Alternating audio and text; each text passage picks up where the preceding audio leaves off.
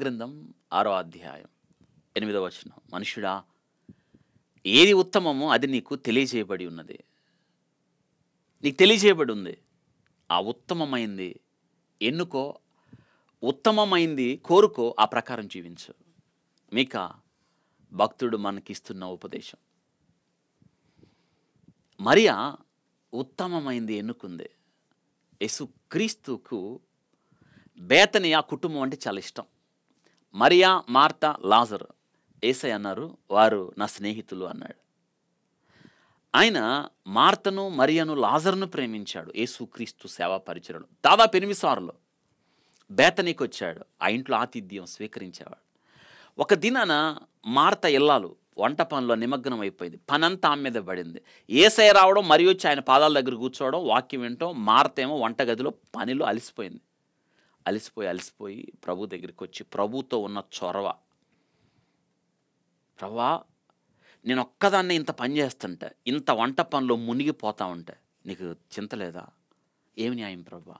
మరి ఏమో నీ పాదాల దగ్గర కూర్చొని వాక్యం వింటుంది హాయిగా, నేనేమో వంటగదిలో అలసిపోతున్నాను. నువ్వు చెప్పచ్చుగా, మరియా లేచి నువ్వు కూడా మార్తతో పాటు వంట చేస్తే తేలిక అవుతుంది, లేచి నువ్వు కూడా పని చేయిపో అని చెప్పచ్చుగా. నీకు చింత లేదా ప్రభువా నేను ఇంత పని చేస్తుంటే? ప్రభు ఒక మాట అన్నాడు, మార్తా, నువ్వు అనేకమైన పనులు, విస్తారమైన పనులు పెట్టుకున్నావు. అవసరమైంది ఒక్కటే, మరియా ఉత్తమమైంది ఎన్నుకుంది, అది ఆమె యొద్ద నుండి తీసివేయబడదు. సూటిగా చెప్పేశాడు ప్రభు. ఉత్తమమైంది ప్రభు పాదాల దగ్గర కూర్చోవడం. మీ జీవితంలో ఉత్తమమైంది ఏంటో తెలుసా? ఉదయాన్నే లేచి ఇంకా ఎవరిని చూడకముందే, ఎవరితో మాట్లాడకముందే ప్రభు పాదాల దగ్గర కూర్చొని ప్రభుతో సమయం గడపడం, ఇది ఉత్తమమైంది. ప్రభు పాద సన్నిధిలో కూర్చొని ఆయన వాక్యాలు తలపోసుకోవడం, ధ్యానించడం, ప్రార్థనలో ప్రభు పాదాలు, ప్రభు కృప సాన్నిధ్యాన్ని స్పృశించడం, ఇది ఉత్తమమైంది. ఇంతకన్నా ఉత్తమమైంది ఏముంది? యెహోవా ఉత్తముడని రుచి చూచి ఎరగడమే కదా మన జీవితంలో ఉత్తమమైంది.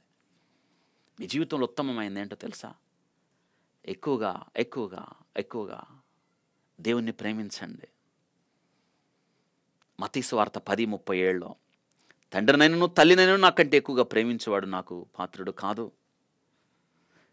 దేవుని కన్నా ఎక్కువగా దేనిని మనం ప్రేమించద్దు, ఆయన్ని ఎక్కువగా ప్రేమించండి. ఎందుకు? ఆయన ఉత్తమమైన వాడు.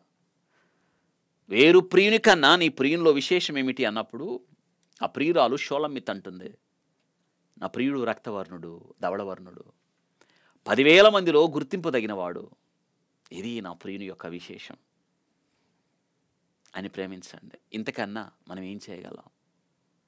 నిండు మనసుతో, పూర్ణాత్మతో, పూర్ణ బలముతో ఆయన్ని ప్రేమించండి. ఉత్తమం ఏమిటంటే ఆయన్ని ప్రేమించటం, ఆయన కొరకు బ్రతకడం, ఆయన కొరకు జీవించటం.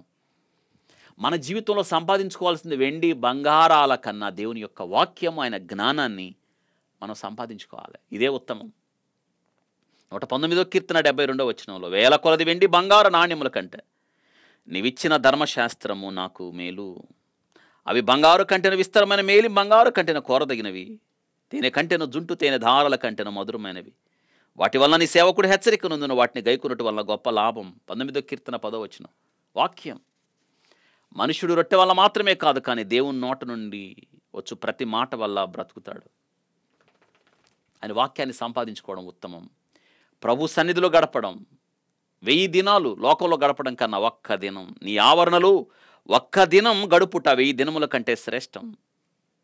84వ కీర్తన 10, నీ మందిరమునందు నివసించువారు ధన్యులు. ఇదే ఉత్తమం.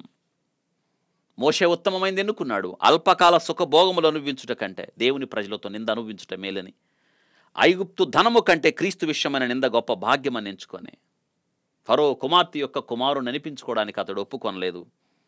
ఇది కదా మనం చేయాల్సింది. ఏంటంటే హెబ్రీ పత్రిక 11:24-26 వచనాల్లో ఉత్తమమైంది మోషే ఎన్నుకున్నాడు.